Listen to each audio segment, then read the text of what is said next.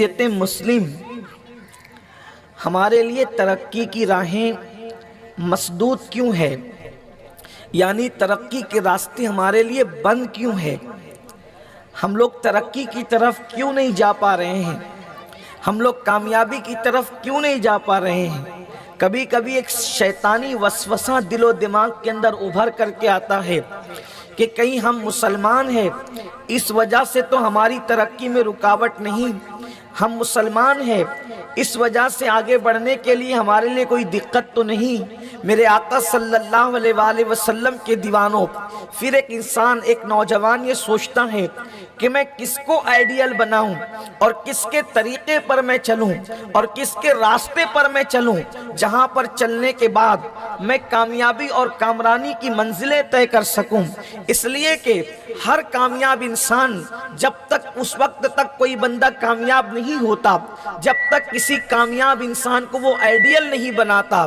مثال کے طور پر اگر کوئی تاجر ہے تو اس سے اچھے تاجر کو آئیڈیل بنانا ہوگا، اگر کوئی ٹیچر ہے اسے کوئی اچھے ٹیچر کو آئیڈیل بنانا ہوگا، اگر کوئی ڈاکٹر ہے اسے کوئی اچھے کامیاب ڈاکٹر کو آئیڈیل بنانا ہوگا۔ میرے آقا صلی اللہ علیہ وآلہ وسلم کے دیوانوں، سب سے بڑا مسئلہ ہماری ناکامی کے لیے یہ نہیں ہے کہ ہم مسلمان ہیں، یہ غلط فہمی اور شیطانی وسوسہ ہے، بلکہ مسلمان اور ناکامی دونوں ایک جگہ کبھی جمع ہو ہی نہیں سکتے، اس لیے کہ اللہ کا وعدہ ہے وَأَنْتُمُ الْعَالَوْنَ إِن كُنْتُم مُؤْمِنِينَ، تم ہی سربلند ہو، تم ہی کامیاب ہو اگر تم مومن ہو۔ کامیابی ہمارا مقدر ہے، کامیابی ہمارے ہی لیے پیدا کی گئی ہے۔ ہماری مسجدوں سے دن میں 5 مرتبہ اعلان ہوتا ہے حی علی الفلاح، آؤ کامیابی کی طرف۔ اصل کامیابی اپنا مقدر ہے، اصل کامرانی اپنا مقدر ہے، واللہ مسلمان اور ناکامی دونوں ایک جگہ جمع ہو ہی نہیں سکتے۔ یہ بات ذہن سے نکال دیا جائے کہ مسلمان ہیں اس لیے ناکام ہیں۔ دراصل معاملہ یہ ہے ہم نے جو آئیڈیل چنا ہے، ہم نے جنہیں آئیڈیل بنایا ہے وہی آئیڈیل ہم نے غلط چنا ہے۔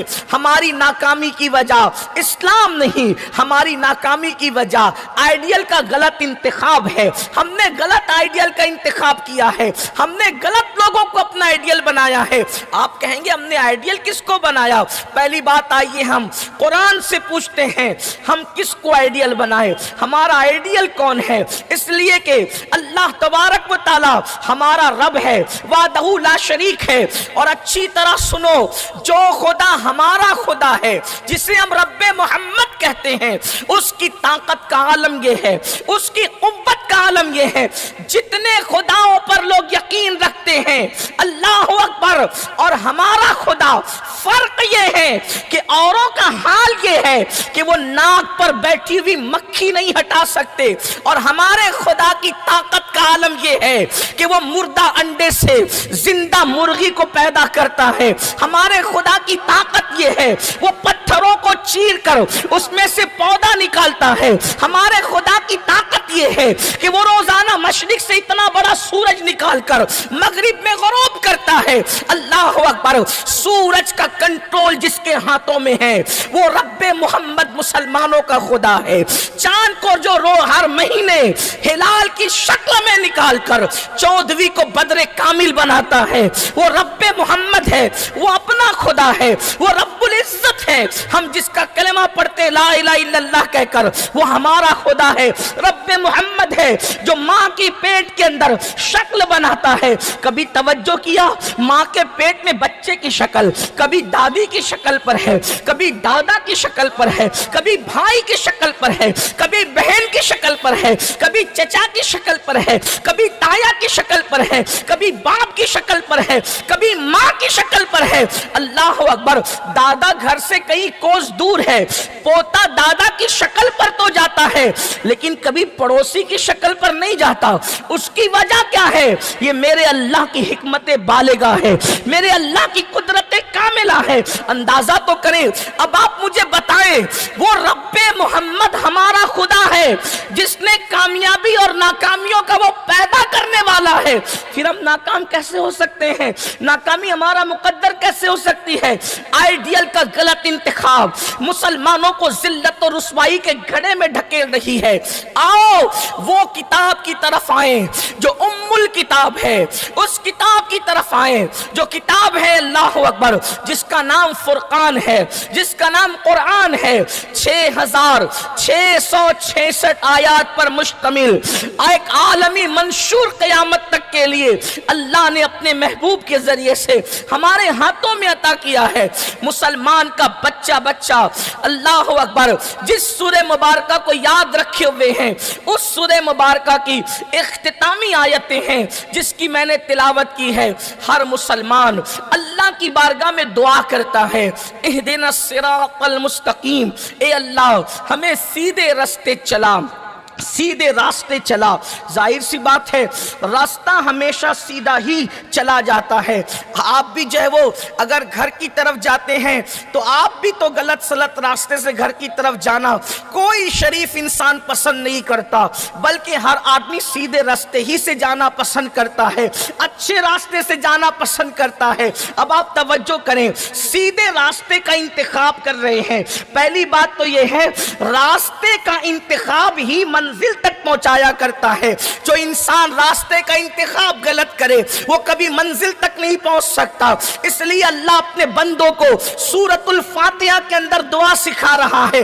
کیا دعا کرو؟ اہدنا الصراط المستقیم، ہمیں سیدھا راستہ چلا، ہمیں سیدھا راستہ چلا۔ اور اس کے بعد پھر اب آئیڈیل کی بات طلب کی جا رہی ہے، صراط الذین انعمت علیہم، ان لوگوں کا راستہ ہمیں چلا جن پر تو نے انعام فرمایا، جن پر تو نے احسان فرمایا۔ پتا چلا آئیڈیل مانگا جا رہا ہے اللہ کی طرف سے کہ مولا جن پر تو نے انعام کیا، جن پر تو نے احسان کیا، ان کے راستے ہمیں چلا۔ اب یہاں قرآن تو یہ بات کہہ چکا، لیکن قرآن کی ایک شان ہے، قرآن جب تفسیر بیان کرتا ہے تو کبھی کبھی قرآن تفسیر قرآن بالقرآن کی حیثیت سے قرآن کی بعض آیتوں کی تفسیر ہوا کرتی ہے، اور جب ایسا نہیں ہوتا تو رسول اللہ تفسیر فرماتے ہیں۔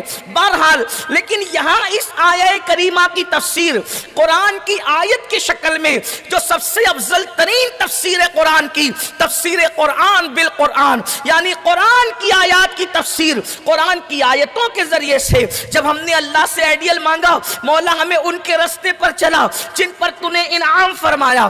اب انعام یافتہ بندے کون ہیں؟ تو دوسرے مقام پر فرمایا گیا انعم اللہ علیہم من النبیین والصدیقین والشہداء والصالحین۔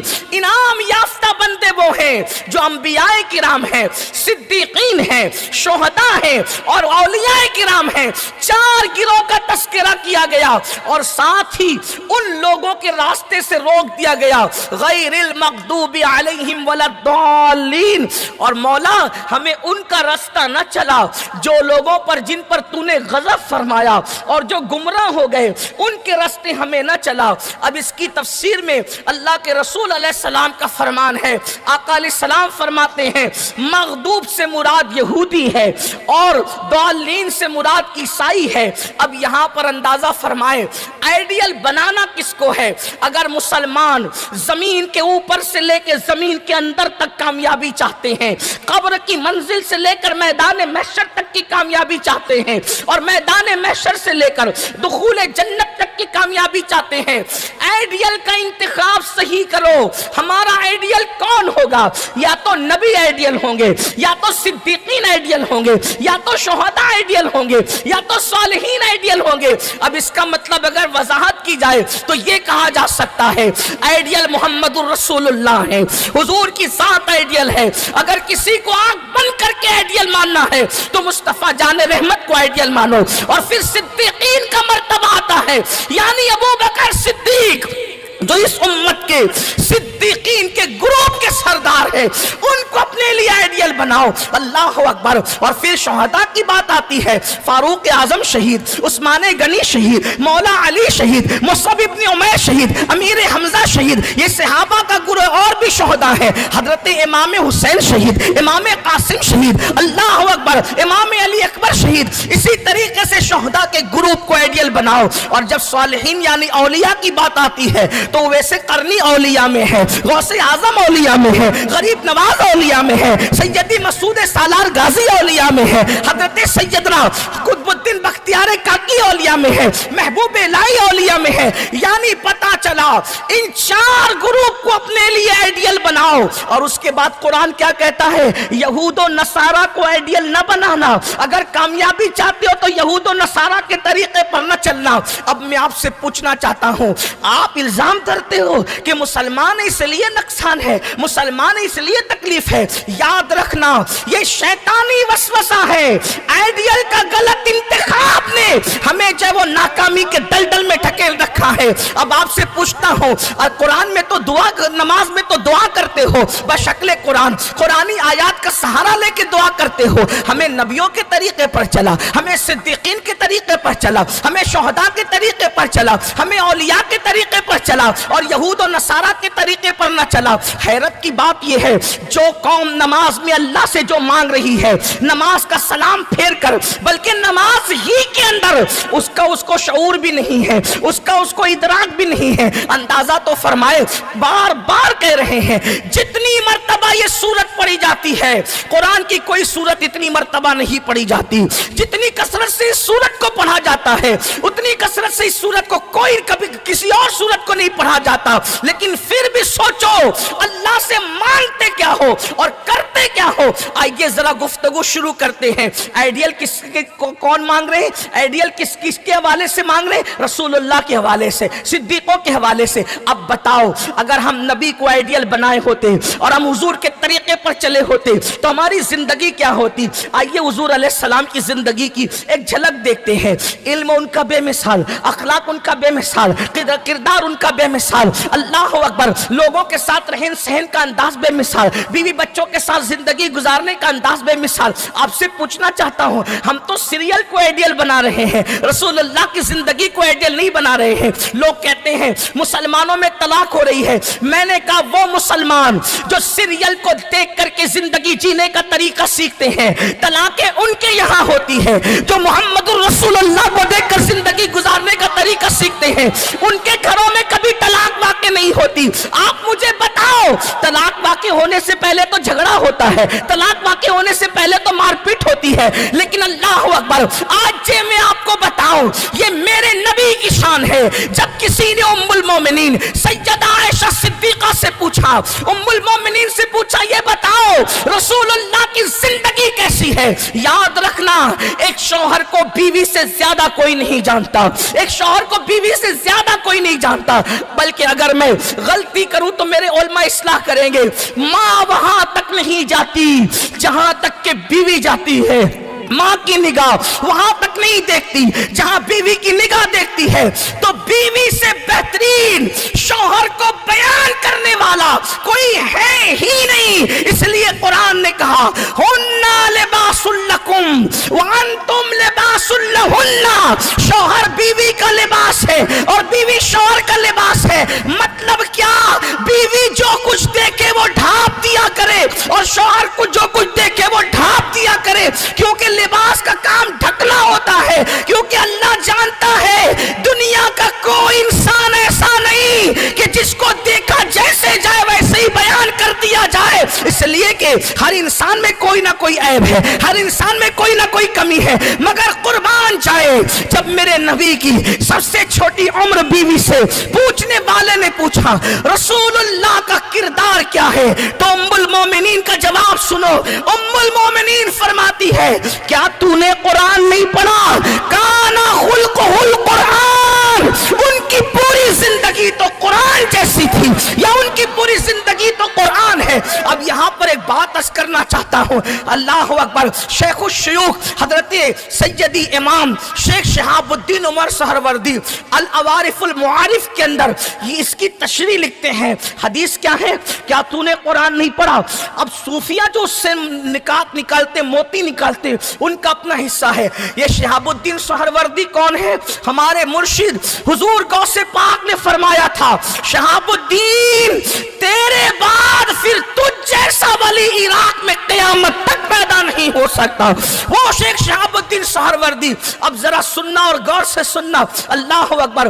काना खुल्कुहुल कुरान, क्या मतलब हुआ? उनकी पूरी जिंदगी कुरान में है, या उनकी पूरी जिंदगी कुरान जैसी है, या जैसा कुरान में आया वैसे उनकी जिंदगी, जैसे उनकी जिंदगी वैसा कुरान। लेकिन हजरत इमाम शहाबुद्दीन सहरवर्दी इससे बेहतरीन एक नुक्ता निकालते, फरमाते हैं क्या फरमाया? काना खुल्कुहुल कुरान, उनका अखलाक कुरान है। तो बताते हैं कि कुरान की आयतें मुख्तलिफ किस्म की है, यानी कुरान की आयतें एक जैसी नहीं है, अलग अलग किस्म की है। उलमा जानते हैं, अवाम में उसका तस्करा कम होता है, लेकिन चूंकि बात आ गई है मुश्किल, किसी के सर पे भी जा सकते, उसके लिए माजरत चाहता हूँ। जैसे कुरान की आयतों की जो मुख्तलिफ अकसाम है, उनमें से एक किस्म आप कह सकते हैं आयात मुहकमात है, आयात मुतशाबिहात है, आयात मुक़त्तिआत है। कम से कम ये तीन ले ले, नासिखा मनसूखा को छोड़ दे, और भी आयतों का किस्में छोड़ दे, तीन ले ले कम से कम।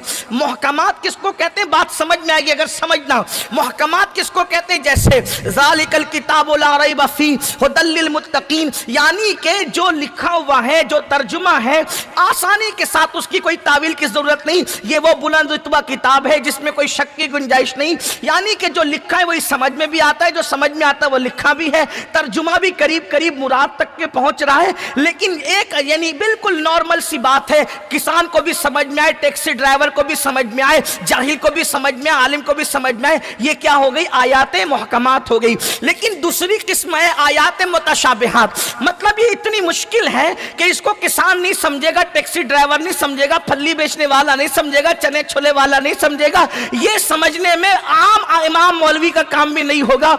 ये इमाम यानी कि वो वाकई अहले इल्म जिनको अल्लाह ने इल्म अता किया है, और वो भी ऐसा इल्म जो रासिक इल्म रखते हैं, इल्म रासिक रखते हैं, मुतबहीर है इल्म के मामले में, वो मुतशाबिहात समझते हैं। मतलब क्या? जैसे कुरान कहता है कुल्लु मन अलैहा फान व यबका वजहु रब्बिका ज़ुल जलाल वल इकराम, सब फना हो जाएंगे, बाकी रहने वाली जात अल्लाह की है। ये बाकी का जो तर्जुमा करते हैं, हालांकि लुग़वी तर्जुमा बाकी नहीं, ये बाकी का जो तर्जुमा करते हैं, अल्लाह की जात बाकी रहेगी। अगर वजहुल्लाह का तर्जुमा किया जाए तो बज़ाहिर लुग़वी एतबार से जात नहीं आती, बल्कि इसका मतलब होता है चेहरा।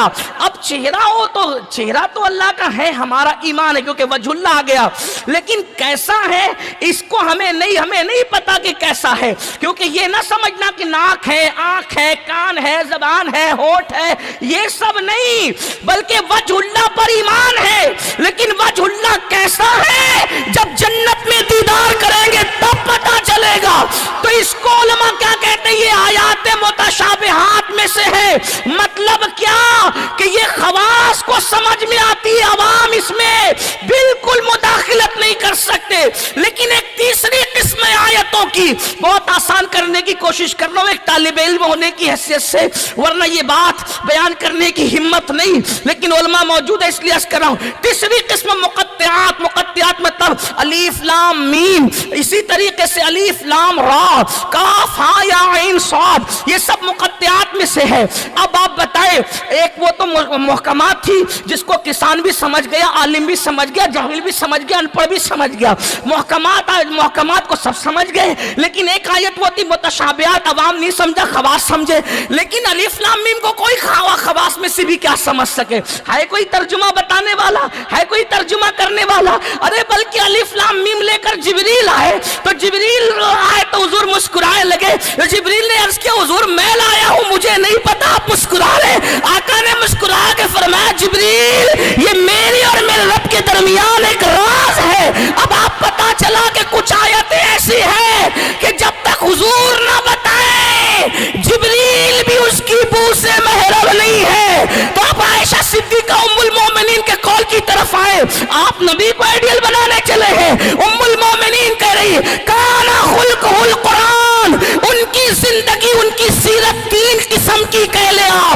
سے محکمات ہے. ایک سیرت کا وہ رخ ہے جو سب کے سمجھ میں آتا ہے. ایک سیرت کا وہ رخ ہے, زندگی کا وہ رخ ہے, اخلاق کا وہ رخ ہے جو سب کو سمجھ میں آتا ہے. مسلمان بھی سمجھے, کافر بھی سمجھے, کسان بھی سمجھے, ٹیکسی ڈرائیور بھی سمجھے, سب سمجھے. مطلب کیا؟ بکری کا دودھ دوتے ہیں, سب کے سمجھ میں آتا ہے. بڑھیا کا بوجھ اٹھاتے ہیں, سب کے سمجھ میں آتا ہے. حلیمہ کی بکریاں لے کر جاتے ہیں, سب کے سمجھ میں آتا ہے. اللہ اکبر. اسی طریقے سے بھائیوں کے لیے اللہ اکبر ترک پستہ کرتے, سب کے سمجھ میں آتا ہے, وغیرہ وغیرہ. اور پھر ساری باتیں یہ ہے محکمات کی طرح.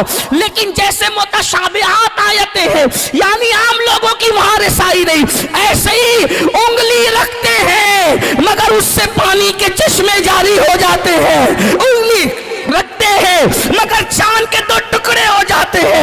انگلی رکھتے ہیں مگر سورج پلٹ کر واپس آ جاتا ہے.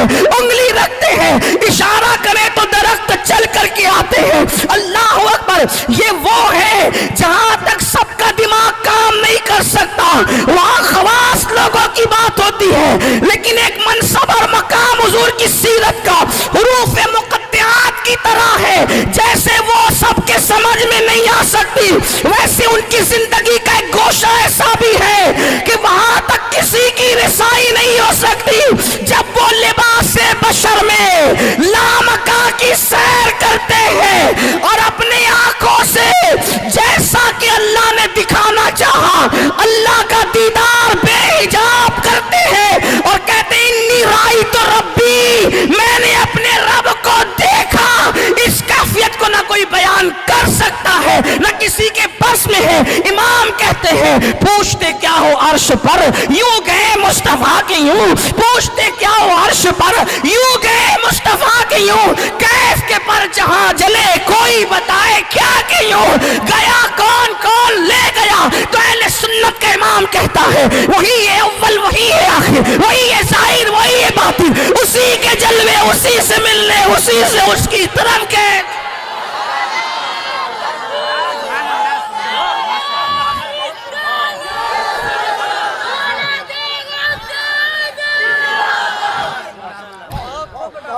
یہ بات ہے کسی کے سمجھنے اور سمجھانے کی, بلکہ میرے امام تو یہاں تک کہتے گنچے جو چٹکے تھے ماں اوہا دنا کے باغ میں.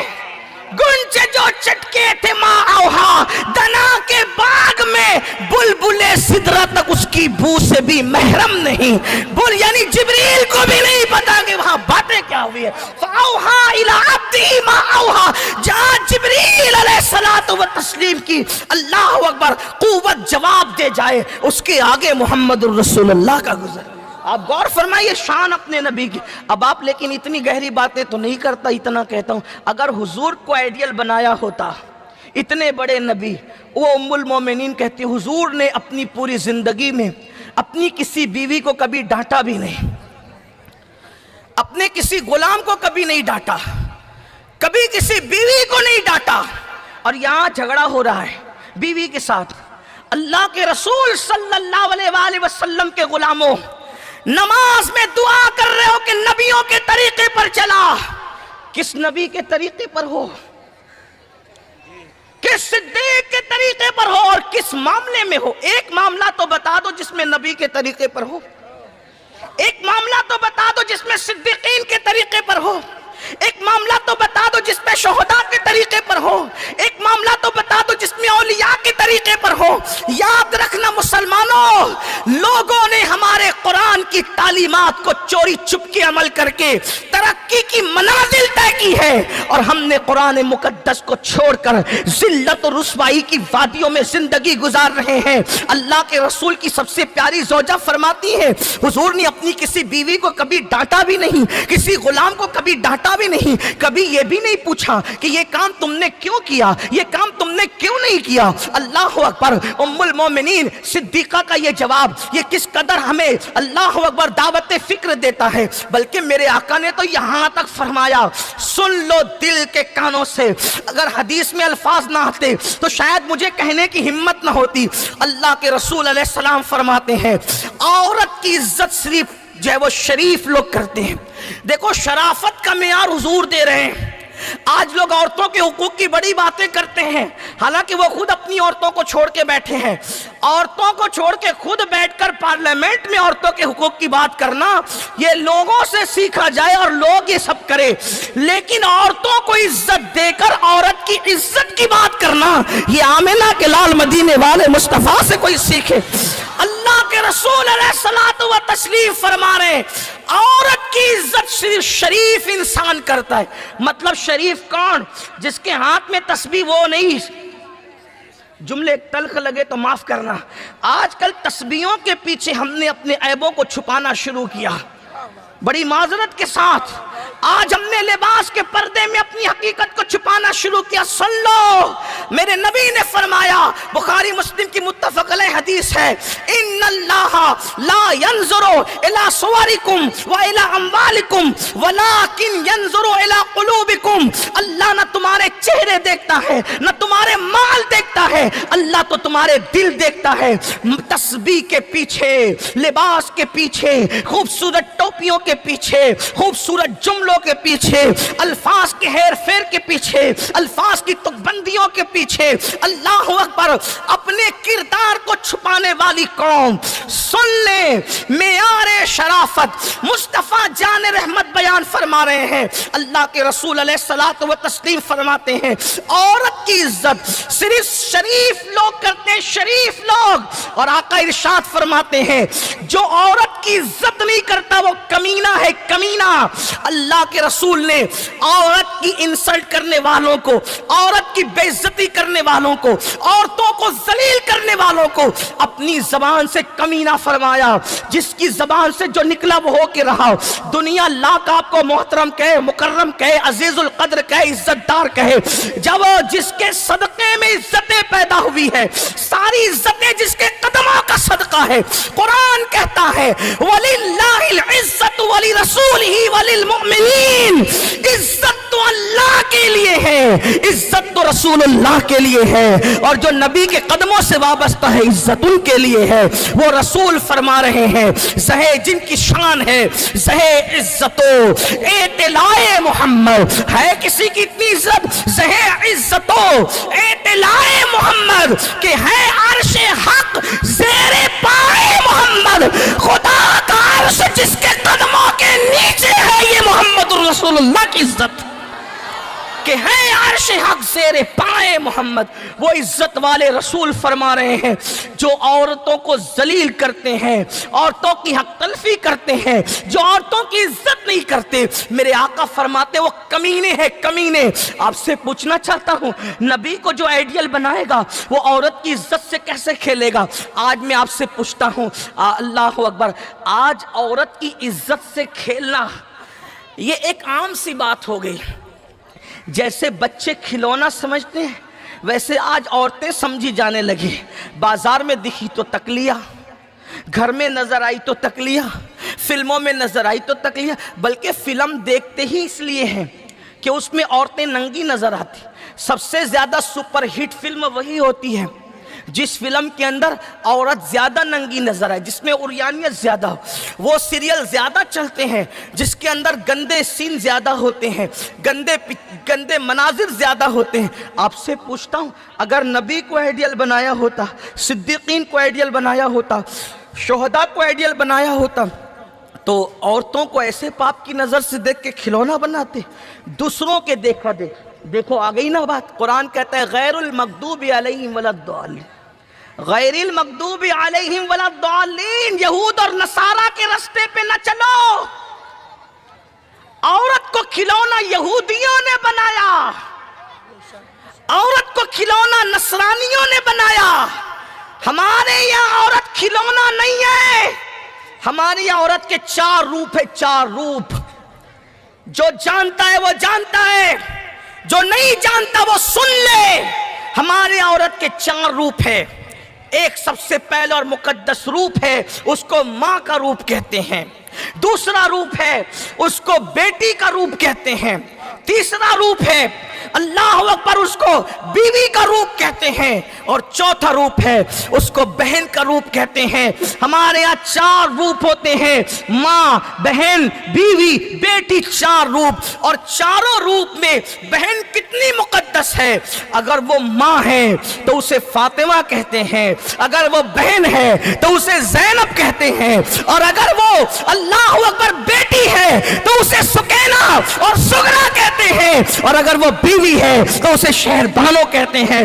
ایک ہی کربلا میں نے چاروں روپ آپ کو دکھائے ہیں، ذرا توجہ تو کریں اور پھر ان چاروں ہستیوں کو دیکھیں تو پتا چلے کہ ہمارے یہاں اللہ اکبر اگر بیٹی بن کے پیدا ہوئی تو ماں باپ کے لیے جنت ہے، نیک بیوی کی شکل میں آئی تو شوہر کے لیے جنت ہے، نیک بہن کی شکل میں تو بھائی کے لیے جنت ہے، اور ماں بن گئی تو اللہ کے رسول سند دے رہے ہیں الجنت تحت اقدام امہاتکم، کہ جنت تمہاری ماؤں کے قدموں کے نیچے ہے۔ آپ سے پوچھنا چاہتا ہوں، اتنا مقدس روپ کسی نے دیا ہے عورت کو؟ اللہ اکبر، میرے آقا صلی اللہ علیہ وسلم کے دیوانوں، دراصل میں راہ مصطفیٰ جان رحمت سے ہٹ گئے، حضور کے راستے سے ہٹ گئے، یہود و نصارہ کو اپنا آئیڈیل بنایا۔ اپنی ناکامی کی وجہ یہ ہے، ورنہ خدا کی عزت کی قسم اپنے نبی کے راستے پر چل کر عرب کی بوریا نشین قوم کیسر و کسریٰ کی تاجدار بنی تھی۔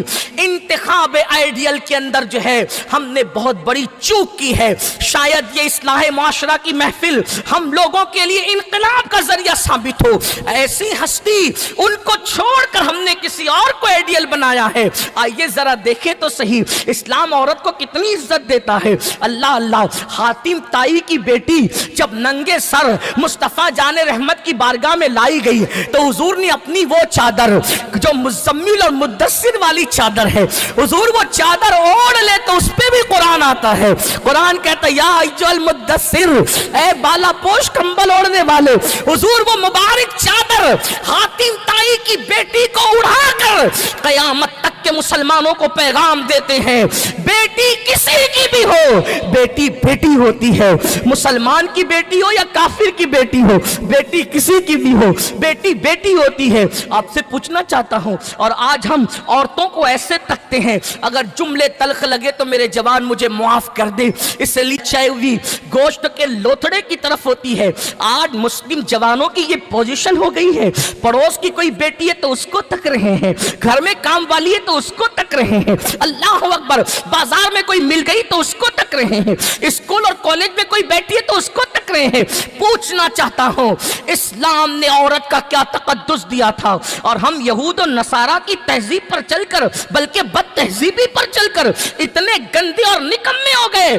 آج عورتوں کی عزت سے کھیلا جاتا ہے، کبھی افیئر کے نام پر، کبھی گرل فرینڈ کے نام پر، کبھی دوستی کے نام پر، کبھی عشق بازی کے نام پہ۔ پوچھتا ہوں، عشق میں عزتیں لوٹی جاتی ہے، اس عشق میں بھگایا جاتا ہے، عشق میں آنسو لائے جاتے ہیں۔ ارے نادان، عشق میں تو جان دے کر آبرو بچائی جاتی ہے۔ یہ کیسا عشق ہے جو زنا کروا رہا ہے؟ یہ کیسا عشق ہے جو بدکاری کروا رہا ہے؟ سن لو، اللہ اکبر، حضرت علامہ امام فقی ابو اللہ سمرقندی حدیث لکھتے ہیں، یاد رکھنا آج کل کے نوجوان لڑکے دوستی کرتے ہیں، اس کے بعد جو ہے پھر دل بھر لیتے ہیں، سب لوٹ لیتے ہیں۔ میں حیا کے پردے میں، کیونکہ میرے علماء، میرے بہت بڑے بزرگ لوگ یہاں پر بیٹھے ہوئے ہیں، لیکن مجبوری بھی ہے، اس لیے کہ قوم کے ناسور پر اگر نشتر نہ لگاؤں تو پھر آیا کس لیے ہوں۔ میری قوم کے جوانوں سن لو، لڑکیوں سے دوستی کرتے ہیں، اور دوستی کے نام پہ شادی کا لالچ دے کر، موبائل کا لالچ دے کر، زیور کا لالچ دے کر، گھر بسانے کا لالچ دے کر، کیا کیا لالچ دے کر اس کا سب کچھ لوٹ لیتے ہیں، اس کا شباب لوٹ لیتے ہیں، اور غریب ہو تو اس کا کوئی پرسان حال ہی نہیں، اور لڑکی ہے وہ کہے کس سے جا کر؟ اگر محلے میں کہہ دیا تو آئندہ رشتے نہیں آئیں گے، اچھے گھر میں بیائی نہیں جائے گی، کوئی شریف اس کو قبول کرنے کے لیے تیار نہیں ہوگا۔ پہلی بات تو میں سوچتا ہوں، آخر ایسی بیٹیاں ہمارے سماج میں پیدا کیوں ہوتی ہے، جو اپنا سب کچھ لٹا دے موبائل کے چکر میں، اپنا سب کچھ لٹا دے زیور کے چکر میں، اپنا سب کچھ لٹا دے قیمتی کپڑوں کے چکر میں، اپنا سب کچھ لٹا دے بائک پہ گھومنے کے چکر میں، اس کی وجہ ماں باپ ہے ذمہ دار،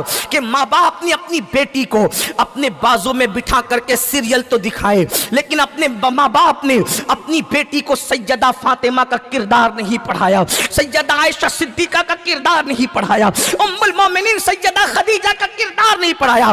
سن لو، بیٹیوں کو بازو میں بٹھا کر کے سیریل دکھاؤ گے تو یہی دن دیکھنے پڑیں گے جو امت دیکھ رہی ہے، اور سیدہ فاطمہ کا کردار دو گے، انشاءاللہ بیٹیاں بھوکی مر جائے گی لیکن کبھی آبرو کا سودا نہیں کرے گی۔ میں تو یہ سوچتا ہوں ہمارے نبی کی شہزادی کی زندگی پڑھو تو آپ کو پتا چلے گا۔ میرے آقا علیہ السلام کے پیارے دیوانوں، اگر بہنیں سن رہی ہے تو ان کو پتا ہونا چاہیے، میں یہ کہتا ہوں اگر دنیا میں کسی کا باپ سب سے زیادہ مالدار ہو سکتا ہے، اگر کسی کو یہ کہنے کا حق ہے کہ میرا باپ سب سے زیادہ مالدار ہے، تو وہ نبی کے گھر کی شہزادیاں ہیں، حضور کے گھر کی کیوں؟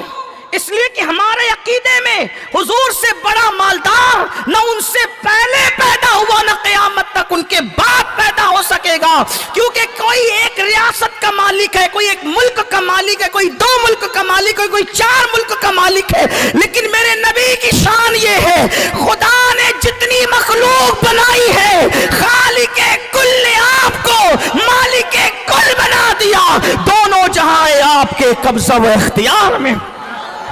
اب بتاؤ ہے کوئی اتنا بڑا مالک؟ آپ کہیں گے مالک جنت بھی ہے، میں نے کہا ہاں، جہاں بانی عطا کر دیں، بھری جنت ہبا کر دیں، نبی مختار کل ہے جس کو جو چاہے عطا کر دیں۔ نبی مالک جنت ہے، میں نے کہا ہاں، جو جنت کا جو مالک ہوتا ہے وہی تو کسی کو اٹھا کے دیتا ہے۔ یہ مائک آپ نے مجھے بیان کے لیے دیا ہے، مالک تھوڑی بنایا ہے۔ کتنی عزت سے سب کھڑے ہیں، اتنی دیر سے کھڑے ہیں، کوئی ہٹتا نہیں، ٹس سے مس نہیں ہوتا، عزت میں کھڑے ہیں، عزت کر رہے ہیں، ہے نا؟ آپ عزت میں بیٹھے، علماء عزت میں بیٹھے ہیں۔ مائک اٹھا کر کے اگر میں مولانا توصیف صاحب کے حوالے کر دوں، میری طرف سے ہدیہ ہے، مائک والا بھیا بولے گا شرافت کی حد ہوئی، ایسا بھی آدمی آئے گا ممبئی میں تقریر کرنے والا اسلام معاشرہ پہ، استعمال کرنے دیا ہے، آپ کو مالک نہیں بنایا ہے، میرا ہے تو کسی کو نہیں دے سکتا، یہی تو ہے نا؟ بولو یہی ہے نا؟ جب تک مالک نہ کسی کو دے۔ بہنیں سن رہی ہیں، جو بچیاں کہتی ہیں نا مولانا غریب ہے، غربت کی وجہ سے آبرو بیچ رہے، یہ کر رہے وہ، میں نے کہا سیدہ فاطمہ اتنے بڑے بابا کی بیٹی ہو کر اتنی تنگی میں اسی لیے زندگی۔ میرے قوم کے جوانوں ذرا غور سے سننا، بہنیں بھی توجہ فرمائیں، جب سیدہ فاطمہ تو زہرا کا دوپٹہ اتنا پھٹ گیا اور پہلے سے 16 پیون لگے ہوئے تھے، اور اب پیون لگانے کے لیے بھی سیدہ کے گھر میں کپڑا نہیں تھا۔ اللہ اکبر، مولائے کائنات نے سیدہ سے کہا فاطمہ آپ کے بابا تو سب کو عطا کرتے، بابا سے لے آؤ، مانگ لو، کم سے کم دوپٹے کو جو وہ پیون لگانے کے لیے کپڑا ہی مانگ لو۔ سیدہ نے کہا آپ عرض کریں۔ سیدہ اپنے شوہر نامدار سید السادات خاتم الولایت مولائے کائنات اخیر رسول زوج بطول اللہ اکبر پیدر حسنین مولا مشکل کشا کے ساتھ گئی، اور پھر عرض کی بابا فاطمہ کا دوپٹہ اتنا پھٹ گیا ہے، پہلے سے 16 پیون ہے۔ میرے کریم آقا نے فرمایا فاطمہ یہ اونٹ کا چمڑا اس وقت میرے پاس ہے، لے جاؤ اسی کو دوپٹے میں باندھ لگا لو، اور اس کے بعد اونٹ کے چمڑے کو لے کر سیدہ جاتی ہیں، اور پھر اس کا پیون اونٹ کے چمڑے کا پیون اپنے دوپٹے میں لگاتی ہے اور سر پہ ڈالتی ہے۔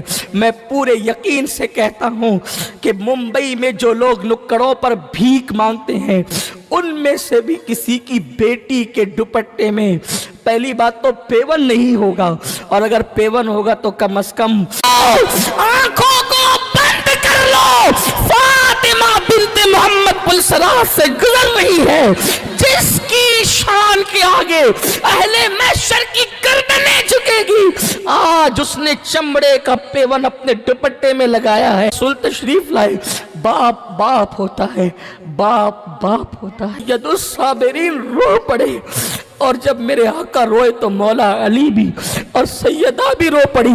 آقا کے رونے سے دونوں رو پڑے تو آقا نے تسلی بھی دی, فاطمہ اس بات پہ خوش نہیں ہو کہ دنیا والوں کے لیے دنیا کی نعمتیں ہیں اور محمد اور آل محمد کے لیے جنت کی نعمتیں ہیں. آپ سے پوچھنا چاہتا ہوں, اگر میرا ایمان ہے روزانہ جنت کا نیا جوڑا آتا, روزانہ جنت کا لباس آتا, لیکن اس فقر و فاقہ میں زندگی گزارنے کا مقصد کیا؟ سر کی چادر کو کبھی چاند و سورج نے بھی نہیں دیکھا. تصور کرو, لاؤ دنیا کی کوئی بیٹی, چیلنج لاؤ دنیا کی کوئی بیٹی, میرے نبی کی شہزادی مہو مہر نے اس ردائے نزاہت پہ لاکھوں سلام.